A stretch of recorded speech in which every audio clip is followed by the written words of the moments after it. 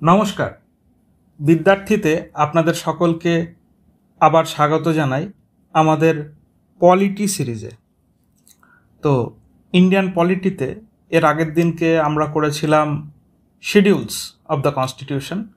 Schedule বলতে আমরা বলছিলাম যে কিছু তালিকা, কিছু লিস্ট যেটা কনস্টিটিউশনের ভেতরে আছে, কোন আর্টিকেলে কোন শিডিউল বা কোন শিডিউলের কোন কোন আর্টিকেলের সঙ্গে সম্পর্ক আছে সেগুলো আমরা ইন ডিউ কোর্স যখন কনস্টিটিউশন এর প্রত্যেকটা ভাগ আমরা খুব ডিটেলে পড়া শুরু করব তখন জেনে নেব।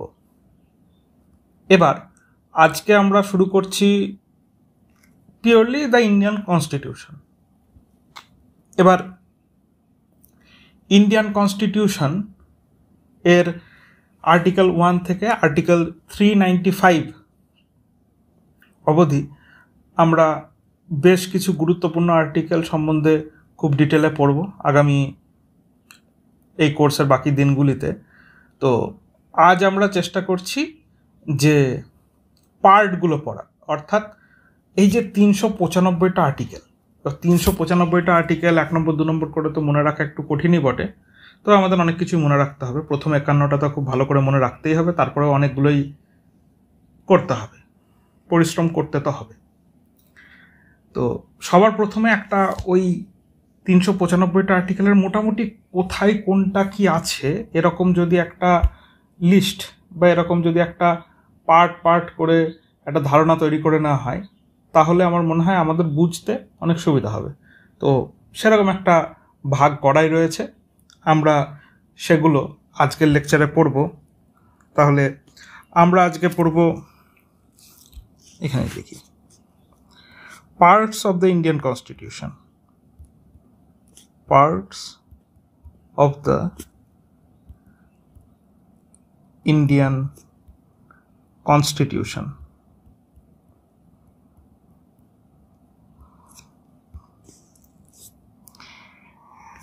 তো প্রথমেই বলে রাখি আমরা কারা।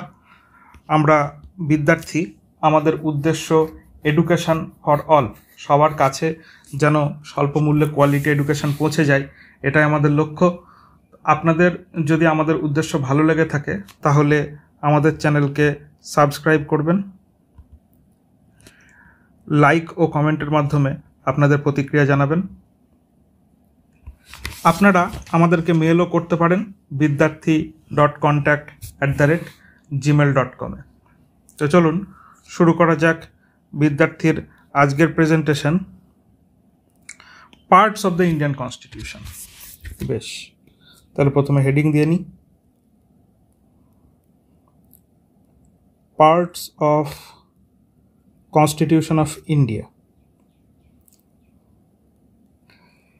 এবার এরকমভাবে আমরা পার্ট পড়তে থাকি।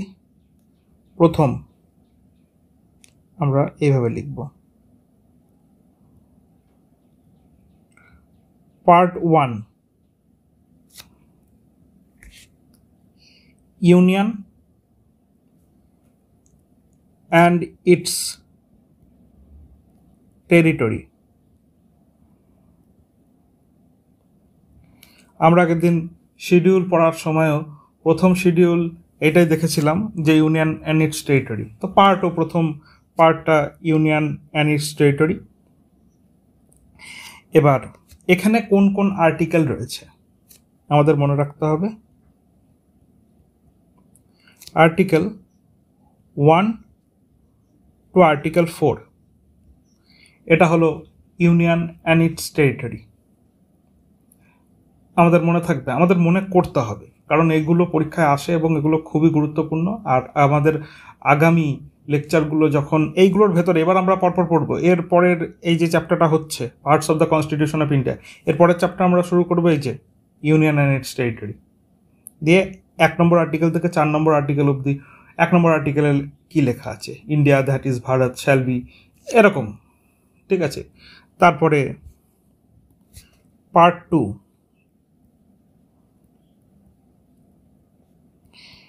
পার্ট 2তে হলো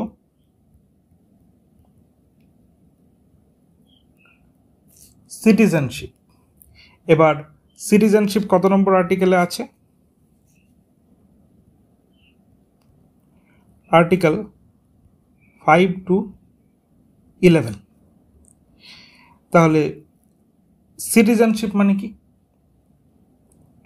সিটিজেনশিপ মানে হলো নাগরিকত্ব। যেহেতু বর্তমানে সিটিজেনশিপ অ্যামেন্ডমেন্ট অ্যাক্ট এই বিষয়টা অনেক বেশি নিউজে আছে এবং অনেক বেশি আমাদের দেশে চর্চা হচ্ছে এটার উপরে, সেই জন্য আমরা সিটিজেনশিপ চ্যাপ্টারটার খুব ডিটেলে পড়ব এবং সিটিজেনশিপ অ্যাক্ট কি, সেই অ্যাক্টটা এর আগে কতবার অ্যামেন্ডেড হয়েছে এবং কোন অ্যামেন্ডমেন্টে কি আনা হয়েছে, এই লাস্ট যে 2019 সালে অ্যামেন্ডমেন্টটা হয়েছে সেই অ্যামেন্ডমেন্টে অ্যাকচুয়ালি কি লেখা আছে সেটার থেকে আমরা পড়ার পরে আমরা চলে যাব পার্ট 3-তে।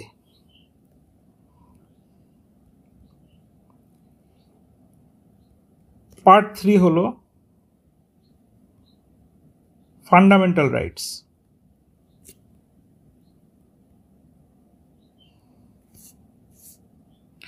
ফান্ডামেন্টাল রাইটসের অর্থ কি? মূল অধিকার। আমাদের কনস্টিটিউশনের সবথেকে ইম্পর্টেন্ট পার্ট হলো এই ফান্ডামেন্টাল রাইটস। এটা পরীক্ষার জন্যও খুব ইম্পর্টেন্ট এবং আমাদের নিজেদের জানার জন্যও খুব ইম্পর্টেন্ট। এখানে আর্টিকেল 12 টু 12 থেকে 35, হ্যাঁ, আর্টিকেল 35। ফান্ডামেন্টাল রাইটসের কি অর্থ? ফান্ডামেন্টাল রাইটসের অর্থ হলো মূল অধিকার। আপনি যে এই ভারতবর্ষের নাগরিক, তার জন্য আপনি কোন কোন অধিকার পাচ্ছেন।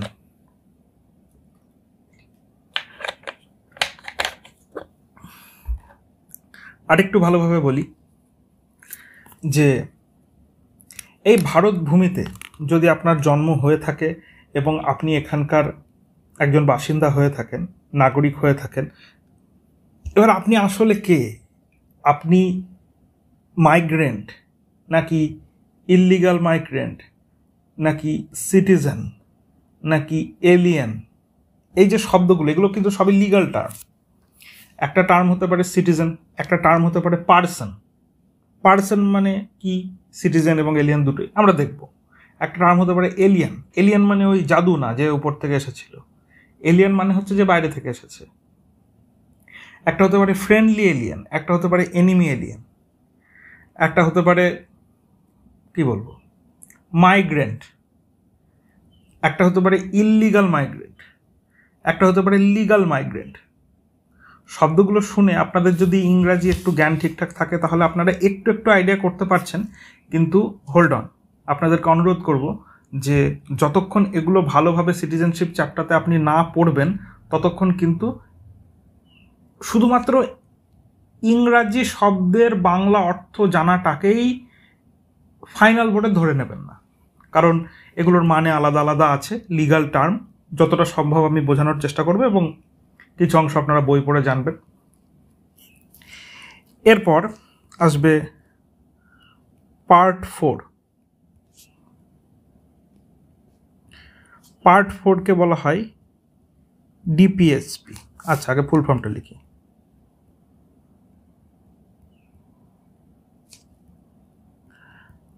DIRECTIVEE, Directive Principles of State Policy।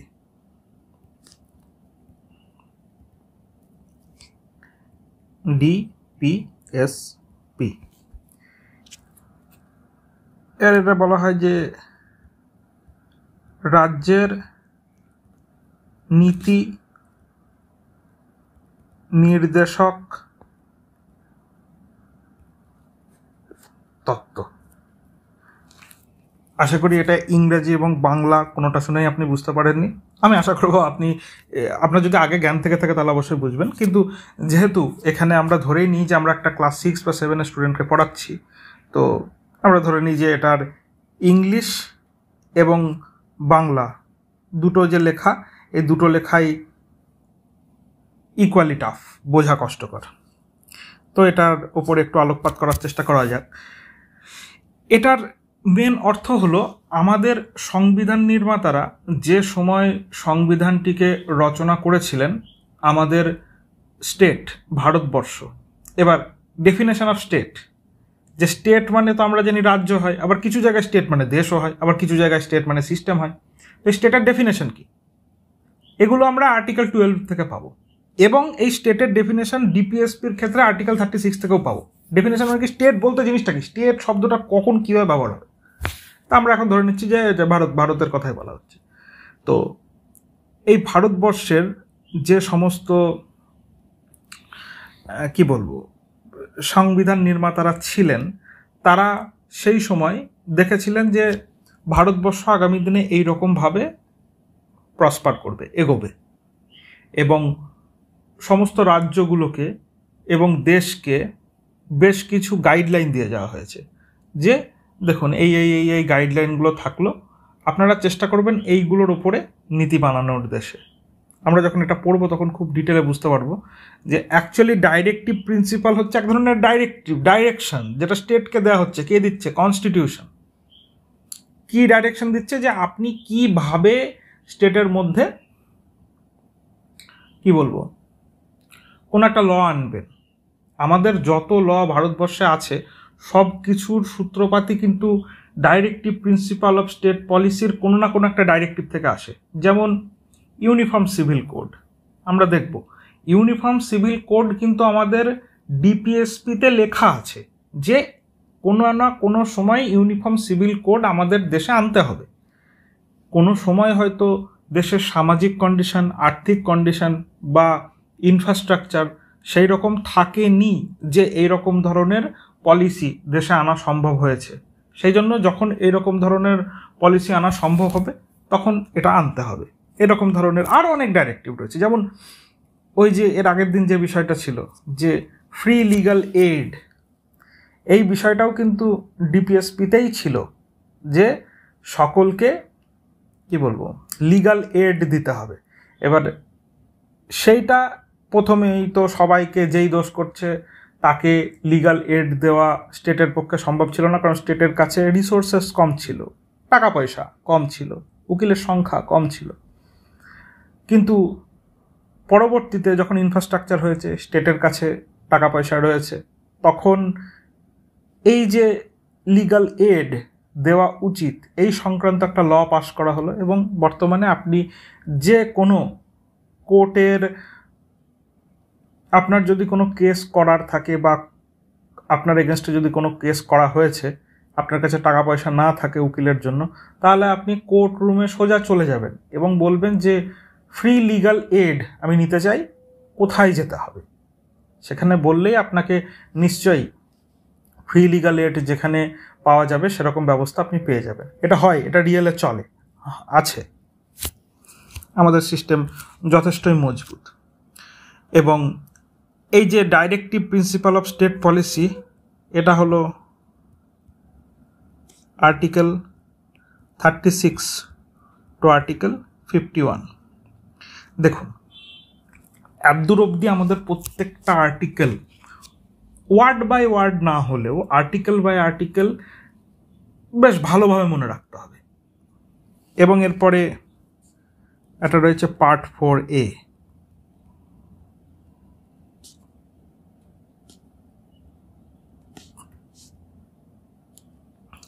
ওরা আবার এইভাবে দেয়, part 1, part 2, part 3, part 4, part 4A। তো আশা করি আপনারা রোমান লেখা বোঝেন, এগুলো রোমান হরফ, ঠিক আছে। আর্যভট্ট শূন্য আবিষ্কার করার আগে তারা এইভাবে লেখালেখি করতেন, ঠিক আছে, দিয়ে 88 লিখতে গেলে এত বড় 88, ঠিক আছে। তো ভারতীয়রাই শূন্য আবিষ্কার করেছেন এবং শূন্য আবিষ্কার করার পরে খুব সহজে সংখ্যাগুলো রিপ্রেজেন্টেশন শুরু হয়েছে। যাই হোক, আর্টিকেল 4A-তে রয়েছে ফান্ডামেন্টাল ডিউটিস।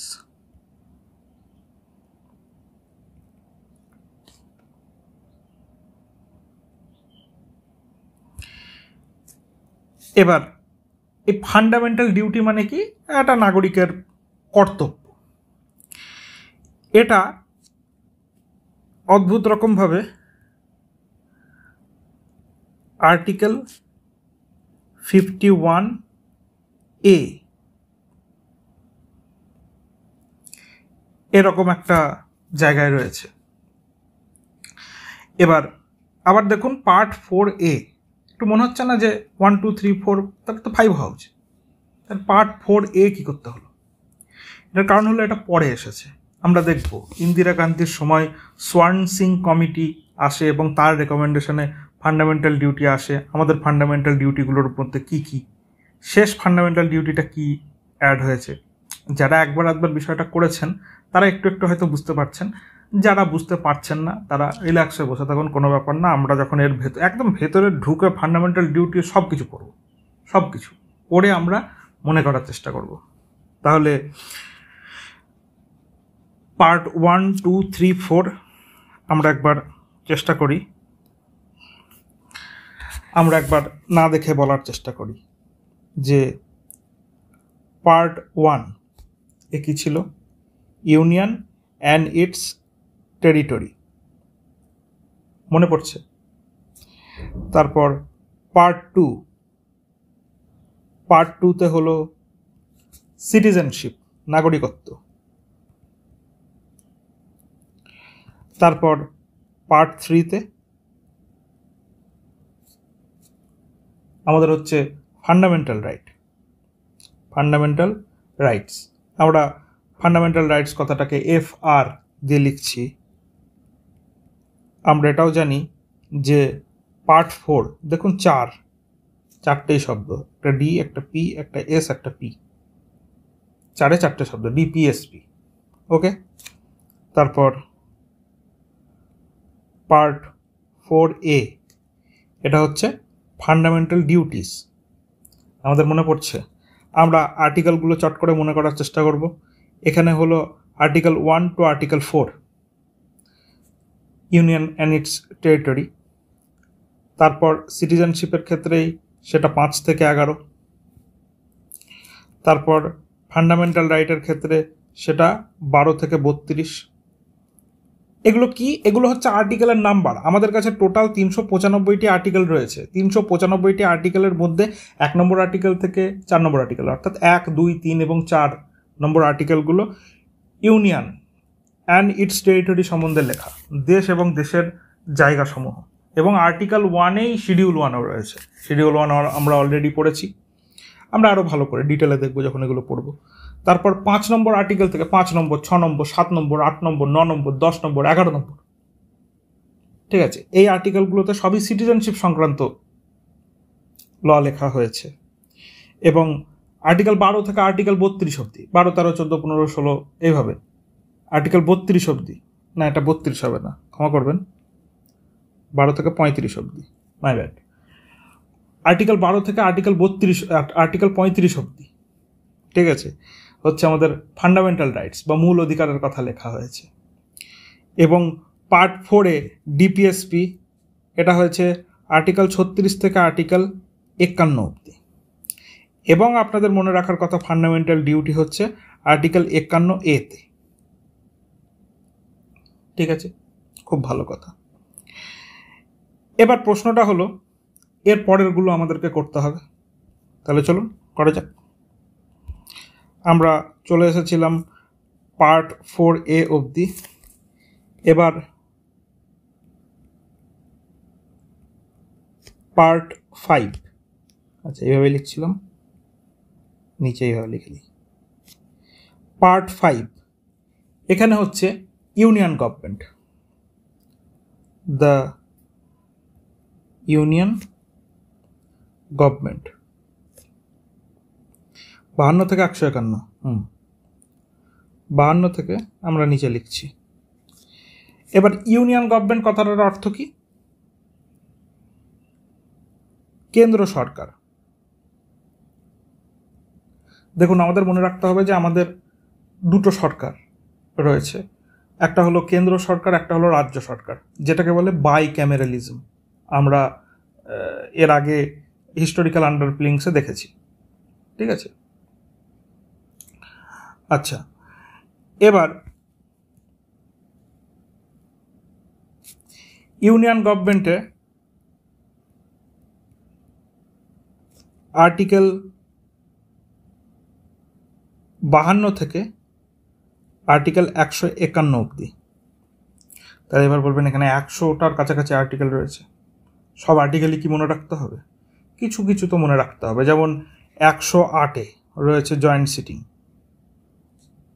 ঠিক আছে, তো বেশ কিছু জিনিসপত্র মনে রাখতে হবে। ইভেন ধরে নিন এখানেও 52 থেকে 151 নম্বর যে আর্টিকেল আছে তার মধ্যে মোটামুটি 30-40টা আর্টিকেল তো আমাদের মনে রাখতে হবে। কোন আর্টিকেলে কি বলা হয়েছে, প্রেসিডেন্ট, ঠিক আছে, প্রেসিডেন্টের কীভাবে সিলেকশন হবে, তারপর প্রেসিডেন্টের ইমপিচমেন্ট কীভাবে হতে পারে, এইগুলো সম্বন্ধে লেখা আছে। তো আমরা এই আর্টিকেলটার একটু ভাগ ভাগ করে দেখার চেষ্টা করি। পার্ট 5-এর মধ্যে আমরা একটা ভাগ এরকমভাবে লক্ষ্য করতে পারি, এক্সিকিউটিভ।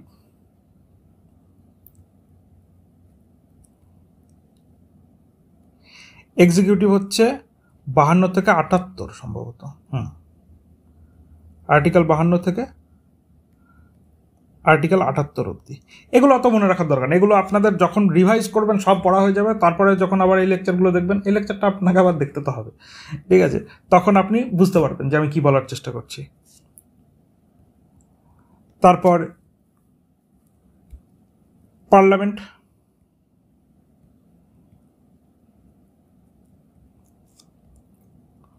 ঊনআশি থেকে 122, অর্থাৎ সেন্ট্রাল যে পার্লামেন্ট রয়েছে সেই পার্লামেন্টের কম্পোজিশন কি এবং কত নম্বর থেকে কত নম্বর আর্টিকেল অবধি সেই পার্লামেন্টের সমস্ত কাজকর্ম সম্বন্ধে লেখা আছে। দেখুন একটু আগে আমি একটা উদাহরণ বললাম, 108-এ জয়েন্ট সিটিংয়ের কথা বলা আছে, দেখুন 79 থেকে 122-এর মধ্যে পড়ছে।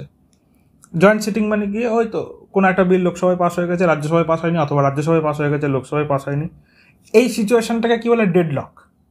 এই ডেডলক ভাঙার জন্য তখন কি হবে, সবাইকে এক জায়গায় ডেকে, এই সবাই এক জায়গায় এসো এবং এক জায়গায় বসো, বসার পরে আপনারা নিজেদের মধ্যে কি বলে তর্কাতর্কি করে নিন, তারপরে শেষে ভোট হয়ে ডিসাইড হবে।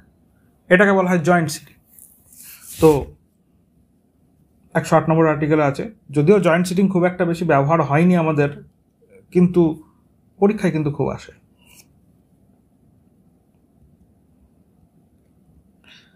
তারপর হচ্ছে লেজিসলেটিভ পাওয়ার।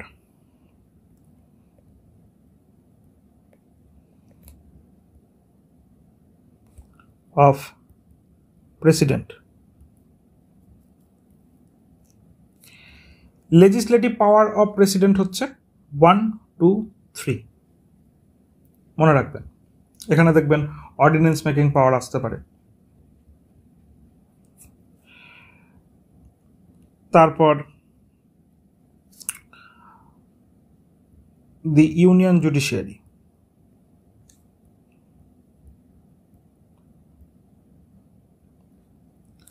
এটা আসতে পারে 124 থেকে 147 নম্বর আর্টিকেল অবধি।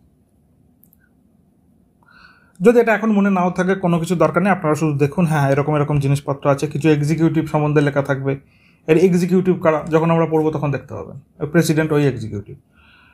তারপরে পার্লামেন্ট, ঠিক আছে, পার্লামেন্টে কীভাবে কাজকর্ম হবে টবে সেগুলোর উপরে লেখা আছে।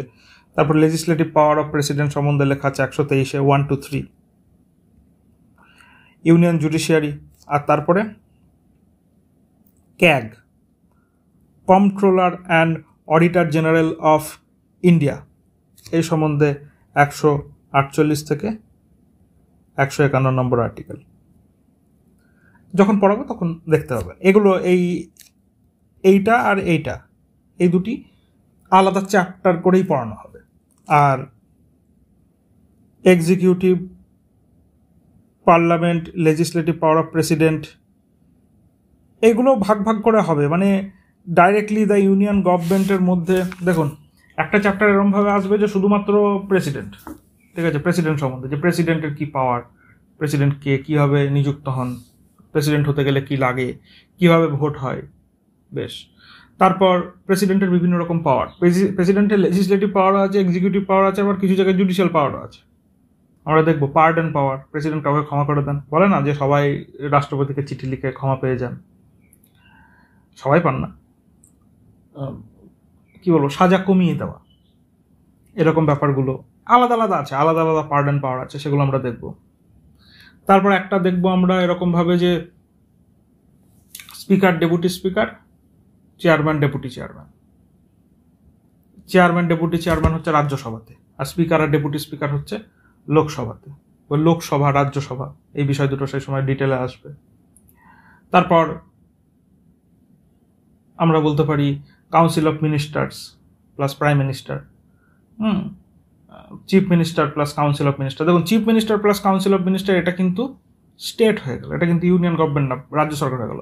আর স্টেট সম্বন্ধে কোনো কিছু কিন্তু এই 52 থেকে 151 মধ্যে লেখা নেই। সেটা কোথায় আছে? সেটা আছে এরপরে পার্ট 6-এ। পার্ট 6,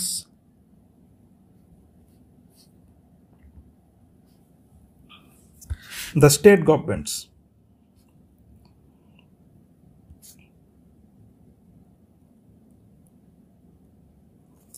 এবার স্টেট গভর্নমেন্ট হচ্ছে 152 থেকে 237, ঠিক বললাম তো? 152 থেকে 237। স্টেট গভর্নমেন্ট মানে কি? রাজ্য সরকার।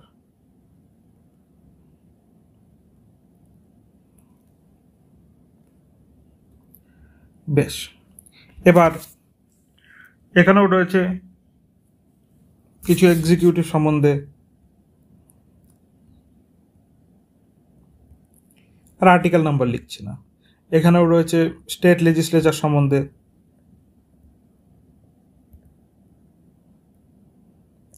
স্টেট লেজিসলেচার মানে মেনলি বিধানসভা। বিধান পরিষদ সম্বন্ধেও লেখা থাকে, সেটা স্টেট লেজিসলেটিভ কাউন্সিল হবে, ঠিক আছে? বিধান পরিষদ তো সমস্ত স্টেটে নেই, কিন্তু বিধানসভা সমস্ত স্টেটেই রয়েছে। এবং ইউনিয়ন টেরিটরি উইথ লেজিসলেচারও রয়েছে। তারপর legislative power of governor. Governor মানে কি? রাজ্যপাল। রাজ্যপালের লেজিসলেটিভ পাওয়ার, এখনও সেই লেজিসলেটিভ, এক্সিকিউটিভ এবং জুডিশিয়ারি এইগুলোর মধ্যে আপনাদের একটু একটু কনফিউজ আছে, আমরা জানি। আগামী পড়তে পড়তে কনফিউজটা ক্লিয়ার হয়ে যাবে। তারপর দ্য হাই কোর্টস।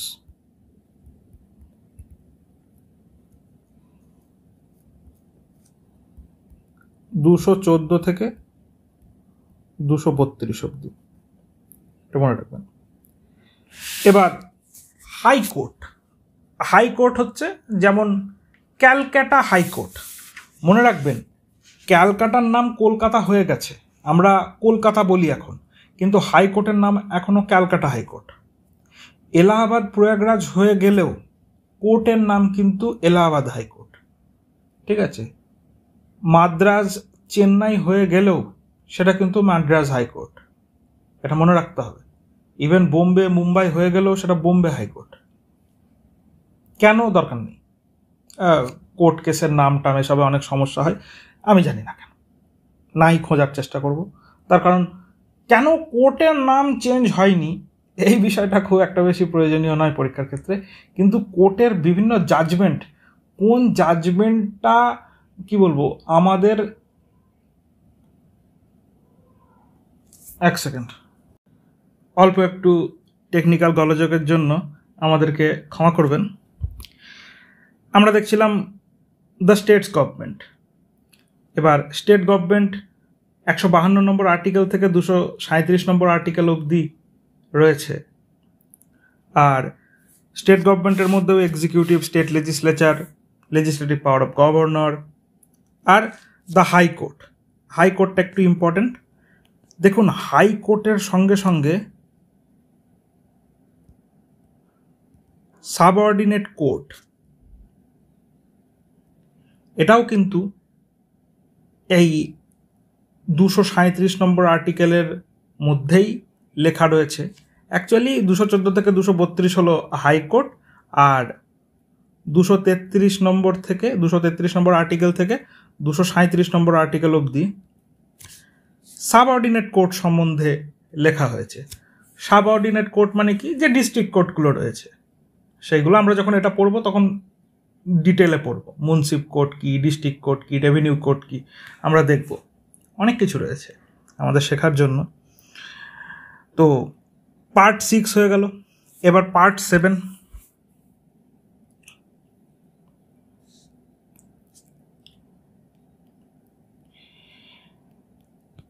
এখানে ছিল প্রপার্টির অধিকার, সেই জন্য প্রপার্টির অধিকারটা উঠিয়ে দেওয়া হয়েছে। ওই জন্য আমরা ডাইরেক্ট পার্ট 8-এ চলে যাব।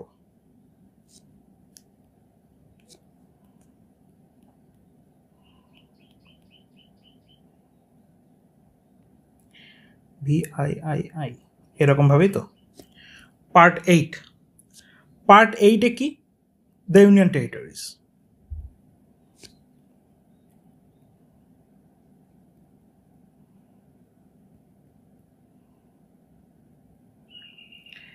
এবার এই ইউনিয়ন টেরিটরিজ সম্বন্ধে 239 থেকে 242 পর্যন্ত আর্টিকেল লেখা রয়েছে।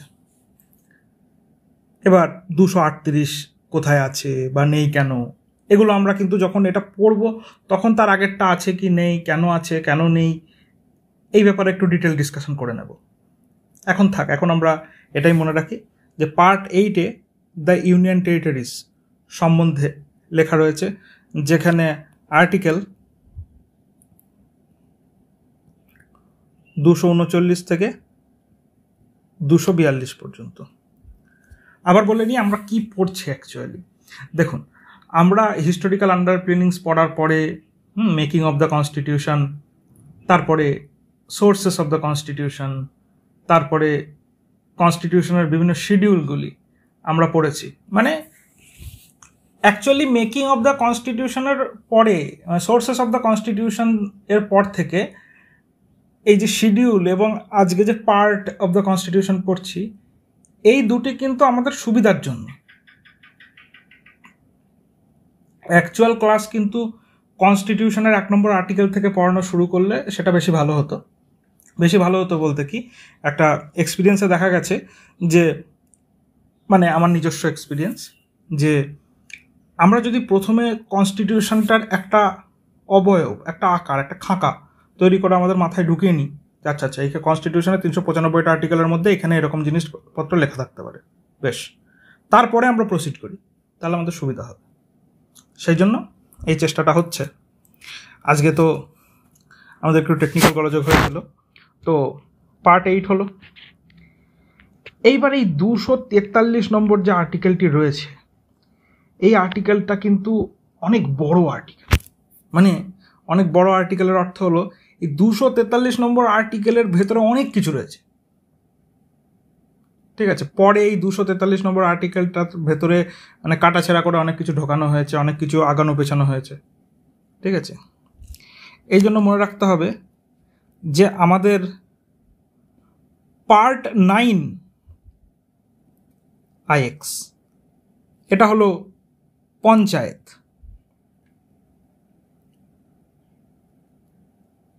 PANCHAYAT, হ্যাঁ, দ্য পঞ্চায়েতস। এটা আর বাংলা পঞ্চায়েতই। এবার এই পঞ্চায়েতটা অ্যাকচুয়ালি কি, দেখুন, একটা হচ্ছে কেন্দ্র সরকার, একটা হলো রাজ্য সরকার, আরেকটা হচ্ছে এইরকম এই পঞ্চায়েত সরকার, এরকমভাবে ধরে নিতে পারেন। হ্যাঁ, মানে যদি খুব আদর্শভাবে কনস্টিটিউশনটাকে আমরা লাগু করি, তাহলে অ্যাকচুয়ালি আমাদের দেশে 3 টায়ার গভর্নমেন্ট আছে। ফার্স্ট টায়ারে হলো কেন্দ্র সরকার, সেকেন্ড টায়ারে হলো রাজ্য সরকার, থার্ড টায়ারে হলো এই পঞ্চায়েত মিউনিসিপ্যালিটি, এইগুলো। এবার পঞ্চায়েতেরও কিন্তু ভোট হয়, মিউনিসিপ্যালিটিরও ভোট হয়। আপনারা কে দিয়েছেন না দিয়েছেন সে সম্বন্ধে আমি কোনো মন্তব্য করব না। কীভাবে এই ভোট হয় না হয় সেগুলোর কনস্টিটিউশনের জন্য যতটুকু প্রয়োজন ততটুকু আমরা এই সাবজেক্টে আলোচনা করব, কোনো পলিটিক্যাল মন্তব্যে না যাওয়াই ভালো, আপনার এবং আমার দুজনেরই শরীরের পক্ষে। তাহলে দ্য পঞ্চায়েত, আমরা পড়েছিলাম অলরেডি যে স্টেট লিস্ট থেকে 29টা সাবজেক্ট পঞ্চায়েতের মধ্যে ঢুকেছিল, আমাদের মনে পড়ছে তো, যে স্টেট তার 29টা ক্ষমতা পঞ্চায়েতকে দিচ্ছে। এগুলো কি, কোন ক্ষমতা দিচ্ছে, কোন ক্ষমতা? ফিশারিজ এরকম একটা ক্ষমতা হতে পারে। তো কোনটা অ্যাকচুয়ালি পঞ্চায়েতকে দিচ্ছে না দিচ্ছে এগুলো আমরা পঞ্চায়েতটা যখন পড়বো তার ভেতরে আমরা দেখবো। আর আরেকটা রয়েছে পার্ট 9A।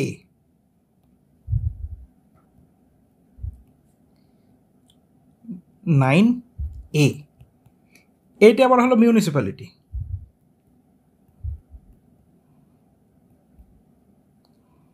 এই ইউনিয়ন টেরিটরি মানে হলো কেন্দ্র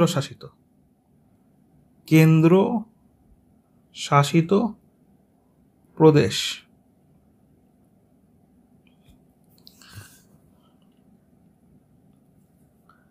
ঠিক আছে। আর পঞ্চায়েত হলো পার্ট 9A।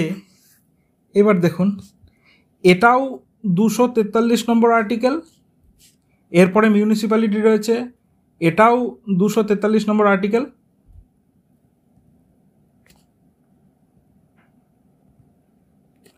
আবার এরপরে part 10 cooperative society,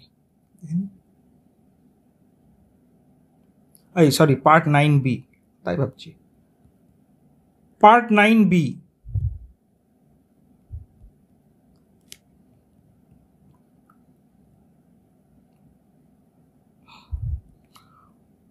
cooperative society, এটাও কিন্তু আর্টিকেল 243।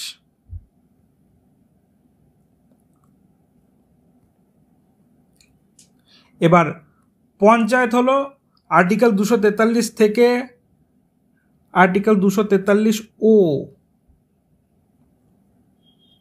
মনে থাকবে। তারপরে মিউনিসিপ্যালিটি হলো আর্টিকেল 243 থেকে আর্টিকেল 243 ZG। তারপরে কোঅপারেটিভ সোসাইটি আর্টিকেল 243 ZH থেকে আর্টিকেল 243 ZT অবধি। এই যে আর্টিকেল 243, তারপরে 243A, 243B, 243C, D, E, F, G, H, এরকম করে আর্টিকেল 243 অবধি হলো পঞ্চায়েত। তারপরেও কিন্তু 243 নম্বর আর্টিকেল এখনো চলছে। তাহলে ওর পরে কি P, Q, R, S, T, U, V, W, X, Y, Z, article 243 Z হয়ে গেল। তারপরে আবার আর্টিকেল 243 ZA, তারপরে ZB, এইরকমভাবে চলে। ZA, ZB, ZC, ZD, ZE, ZF, ঠিক আছে। এরকম করে ZG, আর্টিকেল 243 P থেকে আর্টিকেল 243 ZG, বোঝা গেল তো? P, Q, R, S, T, U, V, W, X, Y, Z অবধি হয়ে গেছে, তারপরেও চলছে। তারপরের আর্টিকেল, পরের আর্টিকেল, তারপরের আর্টিকেল, তারপরের আর্টিকেল, এইভাবে চলে যাচ্ছে। ZA, ZB, ZC, ZD। তাহলে ZG অবধি হচ্ছে মিউনিসিপ্যালিটি। আর আর্টিকেল 243 ZGর পরে কী হবে? ZH, GH, IJKL, MN, OP, QRS, T। তাহলে ZH থেকে 243 ZT অবধি হলো কোঅপারেটিভ সোসাইটি। এরকমই আপনারা একটু গুগল ChatGPT ব্যবহার করবেন এবং এই 243 নম্বর আর্টিকেলে এইগুলো আপনি টাইপ করলে, মানে ইউটিউব, গুগলে যে কোনো জায়গায় আপনি টাইপ করলে অনেক কিছু পেয়ে যাবেন। যদি আমার বলা কোনো কথা আপনার বুঝতে অসুবিধা হয় তাহলে আপনি গুগল ChatGPT এসব ইউজ করে এগুলি নিজের ভাষায় দেখতে পারেন, খুব ভালোভাবে দেখতে পারেন। আমি তো আমাদের ভাষায়, বাংলা ভাষায় কথা বলছি।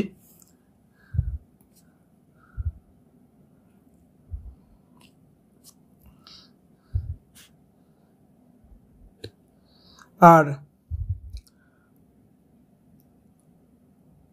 পার্ট 10, যেখানে আজকে আমরা ইতি টানব।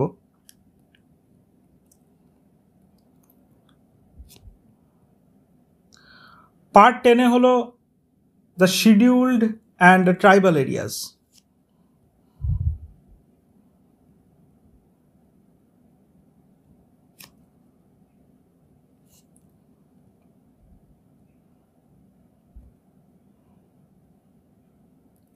মনে থাকবে আমাদের।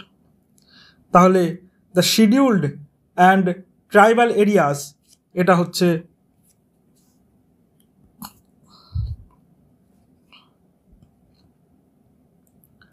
আর্টিকেল 244 থেকে আর্টিকেল 244 এ অবধি, তো হ্যাঁ 243 আর 244 আর 244 এ।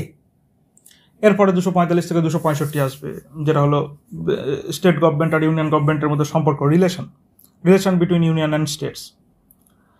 এগুলো আমরা পরের দিন করি, ঠিক আছে? আজকে এতটাই থাক, 10 অবধি।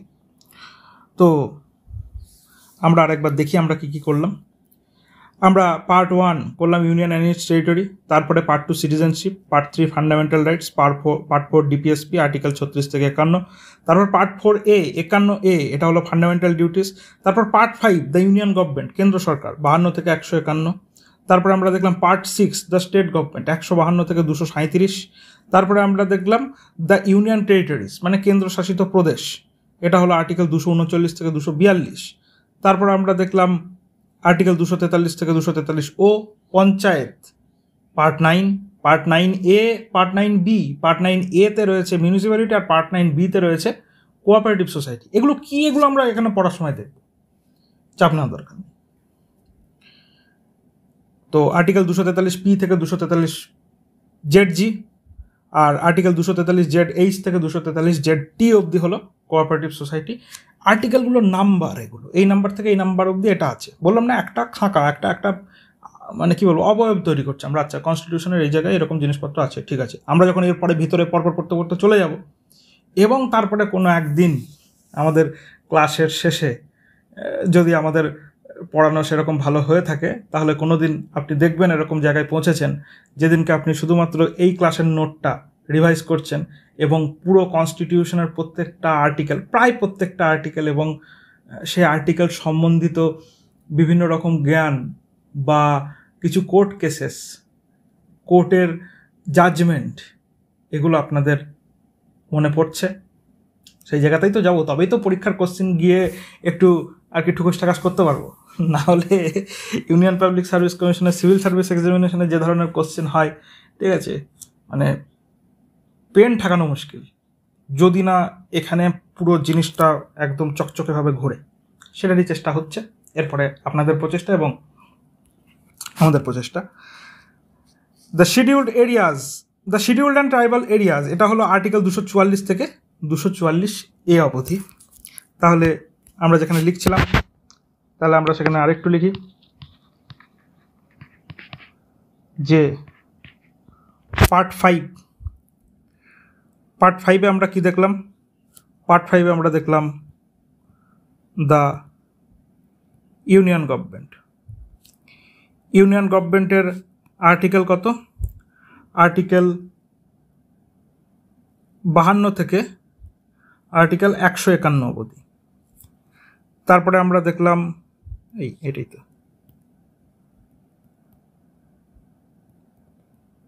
পার্ট 6-এ আমরা কি দেখলাম? The state government.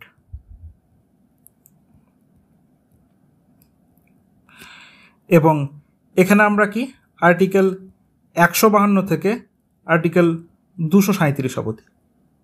আমাদের মনে পড়ছে হাইকোর্ট, সাবঅর্ডিনেট কোর্ট সব ওই 233, 34, 35, 36, 37 ওই এলাকাগুলোতে রয়েছে।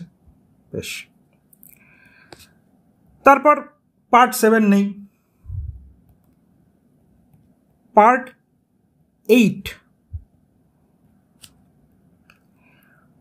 8-এ আমাদের কি ছিল?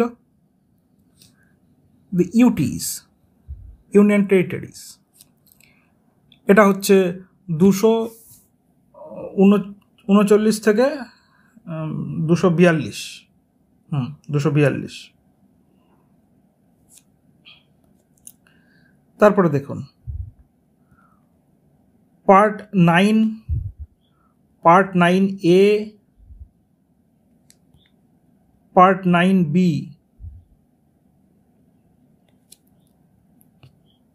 দেখুন পার্ট 9-এ কি রয়েছে? আমাদের মনে রাখতে হবে যে পার্ট 9-এ রয়েছে পঞ্চায়েত, তারপরে রয়েছে মিউনিসিপ্যালিটি, আর 9B-তে রয়েছে কোঅপারেটিভ সোসাইটি।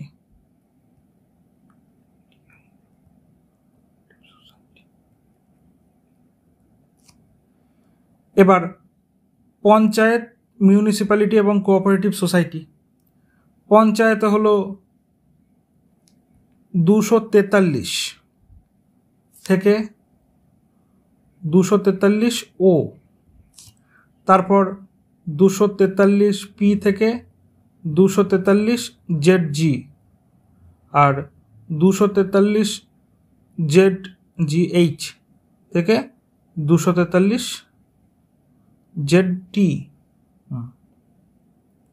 অবধি হচ্ছে আমাদের কোঅপারেটিভ সোসাইটি।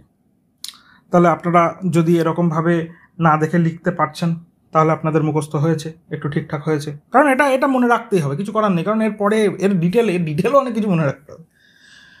তো এরপরের দিনকে আমরা বাকি 22 অবধি রয়েছে, ঠিক আছে, 22টা ভাগে 22টা পার্টে আমরা ভাগ করেছি, এবং বেশ কিছু জিনিসপত্র যেমন এমার্জেন্সি প্রভিশন 352 থেকে 360 অবধি, অ্যামেন্ডমেন্ট অফ দ্য কনস্টিটিউশন 368 নম্বর আর্টিকেলে আছে, এগুলো আমরা দেখতে থাকবো। এবং এর পরেরগুলো এগুলোর তুলনায় একটু কম ইম্পর্টেন্ট, কিন্তু আমাদের বলা যায় না, পরীক্ষায় এখন কম ইম্পর্টেন্ট জায়গাগুলোতেই বেশি কোশ্চেন আসছে, অর্থাৎ কম ইম্পর্টেন্ট বলে কিছুই নেই, আমরা সমস্তগুলোই খুব ডিটেলে করব। তো আমাদের আজকের ক্লাস আমরা এখানেই শেষ করছি। আমরা কারা? আমরা বিদ্যার্থী। আমাদের উদ্দেশ্য এডুকেশন ফর অল, সবার কাছে যেন স্বল্পমূল্যে কোয়ালিটি এডুকেশন পৌঁছে যায়, এটাই আমাদের লক্ষ্য। আপনাদের যদি আমাদের উদ্দেশ্য ভালো লেগে থাকে তাহলে আমাদের চ্যানেলকে সাবস্ক্রাইব করবেন, লাইক ও কমেন্টের মাধ্যমে আপনাদের প্রতিক্রিয়া জানাবেন। এতক্ষণ আমাদের সঙ্গে থাকার জন্য আপনাদেরকে অনেক অনেক ধন্যবাদ।